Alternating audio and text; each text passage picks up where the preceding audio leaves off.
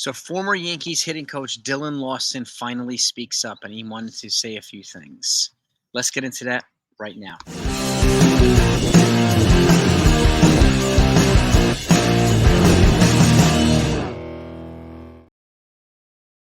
So, season's over, obviously. Free agency's here. And former Yankees coach Dillon Lawson wanted to say a few things. He did this on Twitter. I actually tried to attach these things, but it wasn't cooperating. So I'm going to read these things out. This is right from his Twitter. And before I do that, by the way, here's some Cubs news. The bigger names are starting to become available, becoming free agents. Marcus Stroman opted out of his deal with the Cubs. It's the third year of a 3-year deal. So he's leaving $21 million on the table. So he's going to be officially a free agent now. So add that to the guy that a team would not have to trade for and is not getting a qualifying offer. So another arm might be available, or is available now in terms of free agency. And he'll get more than $21 million. And Cody Bellinger, no surprise there. He actually declined his player option for the Cubs, or his mutual option with the Cubs, which is a $5 million option. And he's going to go cash in big time in free agency. So two bigger names off the board. Cody Bellinger. The Marcus Stroman one was a little bit more of a surprise, but not a total, like a whopper surprise. But they're both free agents now. Now, let's get into Dillon Lawson himself, okay? By the way, I want to continue to talk to you about this type of stuff. So these things are important to me. Your opinions and views are important. So if you're not subscribed to this channel, please hit that red sub button. Okay, I appreciate it. If you do, hit the notification bell. That way you're first in line to get all the intel as it comes in. I thank you so much for both. Now, let's get a few things here. Dillon Lawson, he wanted to point out a few things. And I'll give you some feedback on my opinion. I want to know what you think, too, so load the comments. Number one, he's talking about most likely, well, not most likely, but most significantly, the minor league approach and system and whatnot. So number one, he says, comparing the improvements of the Yankees minor league hitters from the end of 2018 through 2021, the Yankees players were first in improving walk rate, second in improving contact quality, and third in strikeout rate. So significant improvements. Number two, in 2018, the Yankees minor league offenses ranked 15th in runs per game. At the end of 2019, the farm team scored more runs than any other organization and ranked first in runs per game. 3, after 2021, the Yankees farm teams finished number one in several offensive categories, including OPS. They did this again this season. Consistency, right?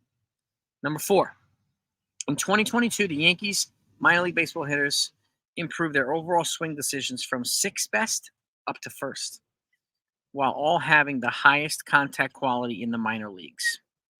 And number 5, as a whole in 2023, the Yankees minor league hitters dramatically cut their strikeout rate down, despite increasing their hard hit percentage to number 1 overall.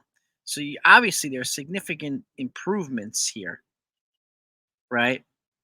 And he also said, while my time with the Major League Baseball team did not go as planned, player development should be proud of what they have accomplished over the years. This is on his Twitter, okay? It takes special dedication by both the players and coaches, scouts, analysts, and more to achieve such outstanding results. So to me, it tells me a few things. Number one, he's obviously proud of the work and in the approach that he built and put forth in the minor leagues. And it definitely worked from every level in the minor leagues. They were offensively superior to almost everybody else. But it did not necessarily, notice how we didn't mention anything at the major leagues. It did not translate up to the top level, to the base. And he wasn't able to explain why. Sean Casey wasn't able to explain why. Nobody was able to explain why. Not even Mike Fishman, the analytics people, they weren't able to explain why. Okay? And this is where finding a hitting coach who can not only decipher, and I said this too, and identify the differences and maybe the disconnect between why it didn't translate and be able to communicate it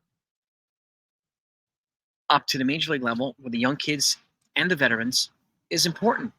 That's why it's so hard to find, right? Especially the Yankees. Their approach to analytics is different than other franchises. So their problems are different than ours and vice versa. So Much as we could say, oh yeah, Tino Martinez, and much as I can say Carlos Beltran or Paul O'Neill, whoever, right? Don Mattingly, great names, great Yankees, no doubt about it. But can they do this task? Can they identify the issue and communicate it effectively, not only to them but to us? Okay, in identifying the differences, and this is another thing too, and I'll point this out. Good pitching at the major league level will pick apart hitters much better than good pitching at the minor league level. That's obvious. That's clear. So we have to keep this with a grain of salt. We have to keep this in mind. Top pitchers, again, the Justin Verlanders of the world, the Garrett Coles of the world, all these people, they will destroy hitters. Okay? And they do it all the time. One reason why a lot of these guys are going to go to the Hall of Fame. So, and Garrett Cole's on a trajectory to go to the Hall of Fame. But we'll see if he stays healthy and consistent. And I hope he does. But these are the types of things that are important to keep in mind. So his system and his program and his philosophy and his approach definitely worked at the minor league levels. And you could tell with some of the young kids like Anthony Volpe and, Everson Pereira, like they adapted and they hit well in AAA. Like Estevan Florial hit it well in AAA. Killed it in Andres Chaparro, like a lot of these. These are all disciples of the Dillon Lawson system, Dillon Lawson philosophy. Okay, so they've got years of this type of philosophy instilled in their brains, instilled in their bodies. Now you change it to the veterans who, related and reacted to Sean Casey's approach a little bit better and a little bit quicker. Okay, because they're more familiar with the major league person who's got a major league, who's a former major league hitter.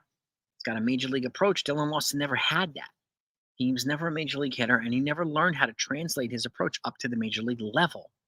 He was kind of on the fly, learning as we go. And it didn't translate to the veterans the way it translated to the young kids. And this is why finding the right hitting coach and even potentially the right bench coach is important. Okay, which is why I'm a fan of somebody like Nick Swisher for his bench coach. I'm not exactly sure for the hitting coach, but Nick Swisher I think is a good fit to be able to keep the teams and the players focused and relaxed while they're learning how to adapt to a new hitting approach, adapt to a new philosophy, and so on and so forth. Right?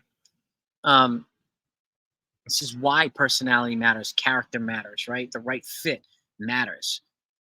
There's no guarantee Hideki Matsui. He doesn't even speak English. He would be able to come over here and make these guys great hitters. There's no guarantee that Tino would do it. No guarantee that Paul O'Neill would do it. Or Beltran, who I recommended. There's no guarantee that any of these. We don't even know if they can identify the difference as to why this analytical approach from the Yankees didn't translate up to the majors. Can anybody explain it? That, to me, is one of the things, is the first question I would ask in an interview. And what would you go about doing? What would you do about it? What would you go about communicating this to the players, the young players, the veteran players, the star players, okay, who you might be getting here in free agency, who you might be getting here in trades? We don't know yet. Okay, and so yes, your better quality hitters will be better at pretty much everything. Will not need an adaptation period like some of the role players would. But again, that said, they'll still have questions too. Okay. This is why the right fit is so important. And I'm not going to sit here and bash Dillon Lawson. I don't think it makes any sense to do that. Okay. He did a great job in the minor leagues. He'll probably go back to doing a great job in the minor leagues. And he pointed out a few things that were true and important to point out. And I'm glad he did what he did. And the minor leaguers were better when we thank him for that. It didn't work in the minors. So I'm not going to spend my time bashing the guy and saying he sucks and blah, blah, blah, when I can't do it. I can't teach it to them, and I don't know that, it either. So why am I going to sit here and bash the guy? What's the point? There's nothing. Okay. This is, again, this is why I emphasize, and this is my view on it, my opinion. Obviously, it's up to you to decide whether you agree or disagree. Either one's totally fine. I want to know what your thoughts are. So that's why I keep saying, load up the comments and be sure to subscribe to the channel, because these are the types of conversations I want to continue to have. I want us to have a thorough understanding of what the hell's going on, so that we can sit here and have good conversations and good debates and good agreements and good disagreements, not just blah, blah, blah, and trash people and stroke our egos. Okay? So, Dillon Lawson spoke up. I'm actually glad he did. And I'm glad he pointed out some things. Okay? Unfortunately, it didn't translate to the majors. We know this already. There's no need to keep repeating it. But I'm glad he pointed those things out. Okay? And who in the world is going to be the right person to come in here as hitting coach to be able to do these things that need to be done is the question. All right? Stay tuned, gang. It's coming. The answer's coming. The position will be filled. So as soon as once it's filled, we'll talk about it, see what we think, we'll see what you think, and we'll go from there. Until next time.